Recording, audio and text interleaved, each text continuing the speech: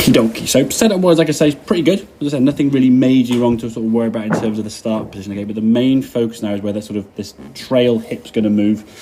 And it's interesting. You said you try to get your left shoulder down towards your right foot. Now that stands to if you're trying to get your left shoulder to go down towards your right foot, how you're going to do that's going to probably mean popping out that right hip, as you can see here now, as you go through that red line. So you sort of slid into the golf ball there now.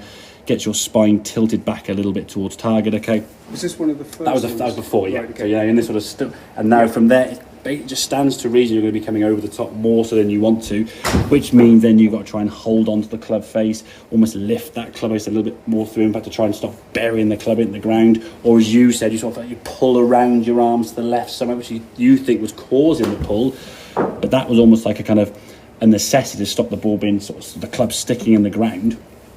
And a different kind of shot. So the feeling you've got to try and have here now as you go back is this sort of right hip moving behind you there, okay? So doing plenty of practice swings here now as you go back.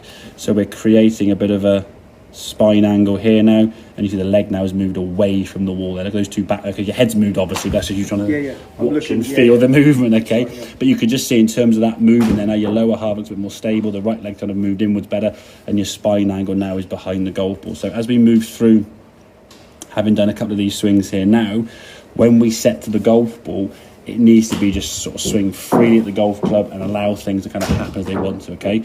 There's going to be a little bit of slide, but we can see here now, not as much, yeah? Haven't gone through that green line as you would have done before, okay? The spine angle's a little bit less tilted, okay? Has it gone to where we want to get it? Not quite, but it's a work in progress. If you're here now in early Feb, that's sort of towards the middle of end of Feb of practice, sort of March, April, May, moving down the line, but getting into a position where you don't feel the need to try to manipulate the club or hold on to the club face or get shaft lean, all this kind of stuff that a lot of people try and do. And as we said, one of the key things, I agree with you, so you try and keep it simple, and then you build off 7 thing thoughts to me. So it's like keeping it simple. Now, if we said to you, just get your right hip to rotate away from that green line, that's enough to think about. Yeah, you can do that before the shot. Do loads of these practice swings, even at home or before you're about to play a shot on the golf course or on the driving range. Just get the sensation of how that right hip is going to move on the way back, and then allow the club to just do what it does on the way back down. Okay, if you pull it a little bit or draw it a little bit, chances are you slid your hips a little bit more back on the way on this old swing. If it goes a bit more out to the right, maybe a little bit weaker out to the right, you've turned your hips better, but you've still held on to the club face. Obviously, if we get a kind of ideal kind of good strike, decent ball flight, okay, your hips have turned well, you've released the club better, okay? But the release, I think, is something you sort of put into your game to kind of stop a golf ball from going way left and just sort of hang on to it a little bit, yeah? Which is why your longer ride then had a little bit of a fadier sort of shape to it, okay?